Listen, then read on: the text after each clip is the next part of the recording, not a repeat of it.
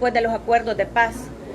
A partir del 9 de febrero hemos visto cómo constantemente se ha atacado a la institucionalidad, se ha atacado a la prensa independiente, se ha atacado a los opositores e incluso este odio y esta división que se ha fomentado desde ese día ha cobrado vida a salvadoreños militantes de un partido político. El 9 de febrero nos debe servir para recordarlo y no repetir, porque es un día en que la Fuerza Armada rompió su deber constitucional y se convirtió en lo que prohibieron los acuerdos de paz, un arma política del gobierno de turno. Y a los señores de la Fuerza Armada y de la PNC les digo, recuerden la historia. Puede que ahora caminen libremente sin consecuencias, pero un día la historia va a cobrar esos actos arbitrarios que hicieron al margen de la ley. El 9 de febrero no debe repetirse, porque ha sido una muestra al mundo de lo que El Salvador no debería de ser. Con el 9 de febrero se ahuyentaron los empleos. Sí, a las señoras que me escuchan y a los señores, ningún inversionista va a venir a un país que quiere destruir la democracia y la institucionalidad democrática. Y ningún inversionista va a venir a traer empleos a un país donde no hay estabilidad jurídica. Cada vez que se da esta situación, es el salvadoreño de a pie el que paga las consecuencias. Muchas empresas que querían venir dejaron de hacerlo porque les da miedo llegar a países que eventualmente se convierten en una Nicaragua o en una Venezuela. Al final del día, el afectado es el salvadoreño que busca trabajo, que quiere poner el pan en la mesa de su familia. Por eso este día decimos 9 de febrero, nunca más. Gracias.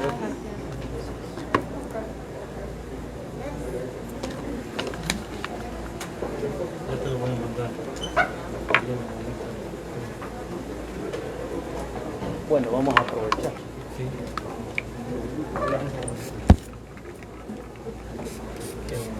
Uy.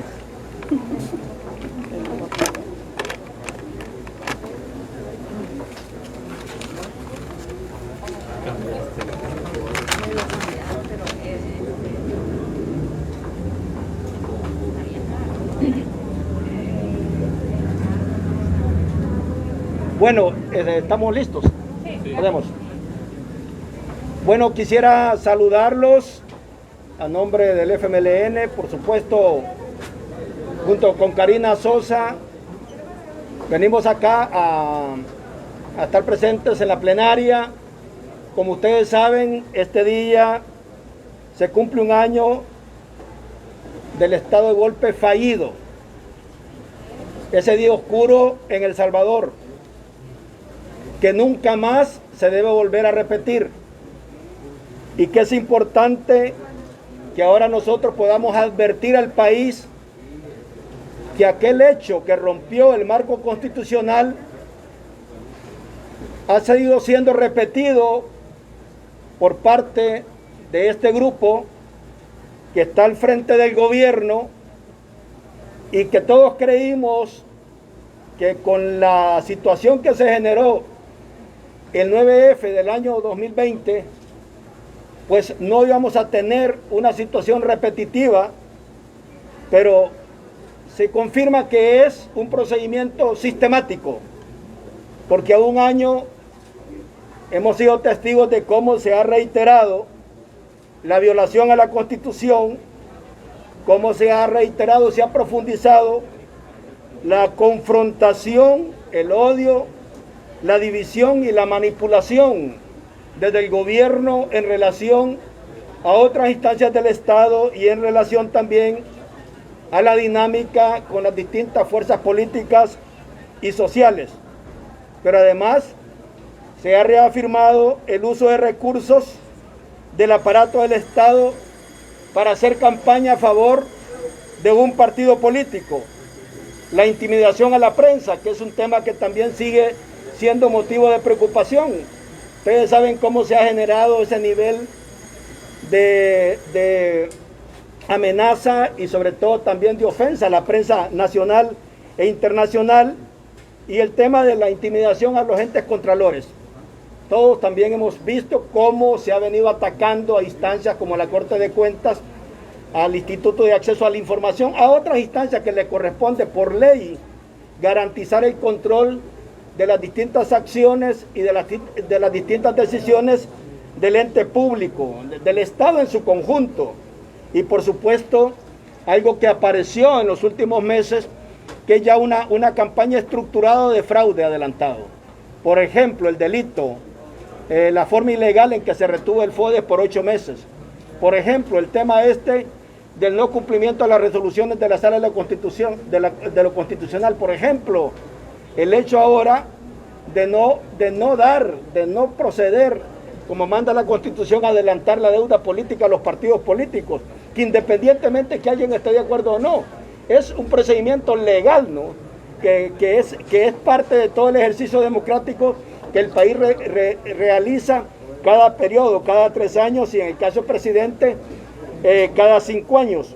O el tema, por ejemplo, de la instrumentalización de toda la estructura del gobierno nacional, y de manera más peligrosa, la instrumentalización de los mandos de la Policía Nacional Civil y de los mandos estratégicos de la Fuerza Armada. Este es un tema delicadísimo, que comenzó con precisamente la intervención directa de estas instancias armadas al Congreso Nacional, el 9F del año pasado, y que además se constituyó como una de las cosas más delicadas al ejercicio democrático de El Salvador en las últimas décadas. De hecho, si ustedes ven el bloqueo a la información pública, todo lo que hemos visto de la reserva de información que no tiene base en el marco legal, hemos tenido un año de violación permanente, no solo de la Constitución, sino al conjunto de leyes. Esto es bien delicado porque va más allá de una elección, va más allá de quién tiene más diputados o menos diputados, va más allá de quién tiene más o menos alcaldías. Esto tiene que ver con el orden constitucional, esto tiene que ver con la base democrática que hemos venido construyendo en los últimos 29 años en el país, y que todos sabemos de lo que se trata. Por lo tanto, nosotros queremos establecer nuevamente una posición, que los hechos graves que tuvimos hace un año siguen siendo vigentes, y graves como fueron el 9F, y sí siguen siendo vigentes, porque lo que tenemos es una visión mesiánica del Estado, del gobierno, una visión neopopulista, y sobre todo una visión que está llevando al país al caos y al retroceso institucional. En ese sentido queremos establecer que como FMLN vamos a seguir siendo una fuerza que trabaje ahora y mañana por garantizar que funcione el peso y contrapeso de los poderes públicos, por garantizar que se respete la Constitución, por garantizar que no se manipule a instancias que fueron creadas por los acuerdos de paz y por la reforma constitucional, como es la Policía Nacional Civil y el Ejército. El Ejército, si hay algo que fue clave en el acuerdo de paz, es garantizar que el Ejército no interviniera en política, que estuviera estrictamente garantizando la soberanía nacional, y solo especialmente, solo coyunturalmente, solo de manera muy específica, acompañando el apoyo a las fuerzas de seguridad pública, que en este caso le corresponde a la Policía Nacional Civil. Y por supuesto nosotros creemos que es importante entonces que este día, que se cumple un año del golpe de Estado fallido, no se puede olvidar y no puede producirse nunca más. Y para eso tenemos que asegurarnos los salvadoreños que se garantice que independientemente de quién está en el gobierno, independientemente de quién está al frente de los poderes del Estado, si hay una cosa en la cual todos tenemos que estar convencidos, claros, y tiene que ser un acuerdo nacional, es que no se puede desmontar la plataforma democrática. La plataforma democrática salvadoreña hay que fortalecerla, hay que consolidarla, y hay que hacer posible que siga creciendo. Por eso estamos acá. Nosotros queremos reafirmar el compromiso del FMLN, de nuestra fracción legislativa y de todos nuestros proyectos políticos, es que en esa dirección vamos a seguir trabajando. Así es que, junto con Karina, estamos abiertos por si hubiera cualquier pregunta. ¿Usted ha venido como secretario del FMLN exclusivamente para conmemorar este hecho? No se puede conmemorar, esa no, la palabra es más bien que hoy lo que no podemos hacer es olvidar. Y tenemos que reafirmar cada vez que sea necesario que este tipo de eventos y de hechos tienen que ser rechazados, independientemente cuál sea nuestra trinchera política, si es de izquierda, si es de derecha, si es alguien que se considera progresista o demócrata, no puede aceptar que situaciones de este tipo pasen aquí en nuestro querido país El Salvador. Por eso superamos la etapa de la guerra y la etapa del conflicto, porque entrábamos a una nueva plataforma donde las cuestiones se abordan a través del diálogo, a través del debate político y a través del acuerdo permanente. ¿Ustedes esperarían que los actores que estuvieron ese día tuvieran responsabilidad de los hechos? Porque hasta el momento, por ejemplo, se interpeló al ministro de la Defensa, se pidió su destitución y él sigue en el cargo. Bueno, tienen responsabilidad en los hechos, deberían de estar fuera de esos cargos, porque así lo establece la ley. El actual director, ya todos sabemos el proceso que hubo, y el actual ministro de Defensa. No tiene sentido que sean esos cargos, porque son personas que han violentado la Constitución y se han extralimitado en sus funciones y en sus responsabilidades. Secretario, tenía una pregunta en otro tema. El día de ayer, usted junto a otros líderes políticos se reunieron con embajadores de los Estados Unidos para hablar sobre el tema de las elecciones. No sé si nos puede profundizar un poco más. Bueno, sí, fue una reunión muy oportuna y positiva, tal como lo dijimos nosotros. Estaba todo el equipo de la Embajada de Estados Unidos. Fue una invitación a todos los secretarios nacionales de los partidos políticos. Brendan O'Brien estaba al frente del equipo de la Embajada de los Estados Unidos. Por supuesto que él es el que está al frente hoy en esta transición que está viviendo Estados Unidos, al frente de la Embajada, y llegaron todos los secretarios. Y fue un intercambio muy franco, muy directo. Nosotros expresamos las preocupaciones que hemos venido intercambiando con distintos actores políticos. Lo que le dijimos al fiscal, que nos preocupaba la dinámica en que íbamos al 28 de febrero a las elecciones. Nos preocupaba este tipo de ataques, de divisiones, de confrontación, de descalificación, y que nosotros sí estábamos totalmente dispuestos no solo a cooperar, a colaborar, sino también a ser parte activa de que en el país se retome el diálogo serio, desmontemos cualquier factor de violencia, que convirtamos las elecciones del 28 en un evento limpio, transparente, pero todos tenemos que contribuir y todos tenemos que hacer nuestra parte. Y por supuesto, creo que fue clave esa reunión, sobre todo porque, aunque no se tomaron acuerdos, pero fue un primer intercambio de carácter político que nos dice que ese debe ser el camino permanente que tenemos que abordar las distintas fuerzas políticas y los distintos liderazgos del Estado. ¿Estuvieron presentes todos los partidos? Sí, todos los partidos estuvieron presentes. Secretario, sobre ese mismo tema, una pregunta más. ¿Cuál fue la receptividad que hubo en los otros partidos, tomando en cuenta que el representante de Nuevas Ideas no asistió a la invitación de la Fiscalía y que ayer mismo por la noche empezó a atacar nuevamente al Tribunal Supremo Electoral? Bueno, es una cosa rarísima, porque, o sea, los que están cometiendo fraude, los que están violando la Constitución, los que están violando las leyes secundarias de la República, hoy están hablando de que se quiere violar la ley electoral. Es algo así como que de repente usted, el ladrón acuse y grite que le están robando, ¿vea? Para distraer. Entonces el ladrón está gritando para distraer la atención y está utilizando un recurso totalmente bajero e inaceptable, de decir que va a haber fraude. O sea, cuando el fraude desde hace meses lo han venido construyendo ellos a partir de distintas acciones, actividades y procedimientos de carácter ilegal, como fue el 9F del año pasado aquí. Diputada Karina Sosa, también quisiéramos hablar con usted con respecto a la visita que supuestamente tuvo el presidente Nayib Bukele a los Estados Unidos.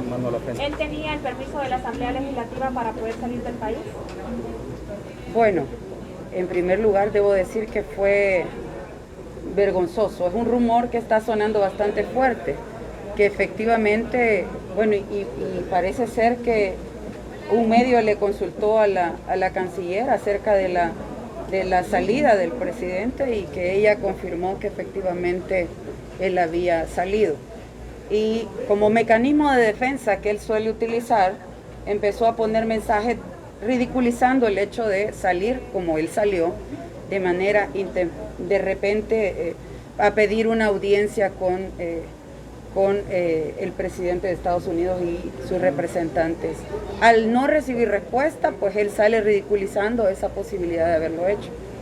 Y es vergonzoso para el país, pero es una señal también para el presidente.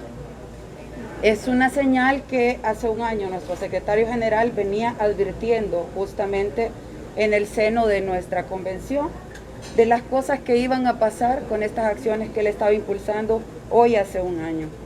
Son consecuencias de su mala cabeza, son consecuencias de todo lo que está generando en la mente de la comunidad internacional, que siempre ha acompañado a El Salvador, que siempre ha acompañado a los sectores más vulnerables. Y en el caso de Estados Unidos un poco más complicado porque es ahí donde reside la mayor cantidad de salvadoreños en el exterior, que él tanto se jactó que con el presidente Trump tenía las mejores relaciones y que iba a ser de provecho para la comunidad salvadoreña allá. Y nos damos cuenta que las cosas han cambiado. El partido al que él atacó es el que ahora está gobernando. Y está complicada su relación porque no solo es por todas las acciones que él ha cometido, sino por todo el veneno que ha destilado contra ese partido que hoy está gobernando en Estados Unidos. No podemos olvidar cómo atacó a los congresistas, cómo los relativizó, los ninguneó. Dijo que eran cualquiera, que eran 2 o 3 de no sé cuántos. Y ahora ese partido es el que está gobernando. Pero ellos han demostrado claridad, porque se han dado cuenta de que es importante, por ejemplo, atender a la comunidad migrante, a toda, y ahí van los salvadoreños independientemente del presidente que puedan tener. Saben distinguir la relación con la comunidad y la relación con el presidente, pero si por relación con el presidente se tratara, estamos bien complicados los salvadoreños. ¿Y todavía el presidente tenía el permiso de la Asamblea Legislativa para poder viajar fuera del país?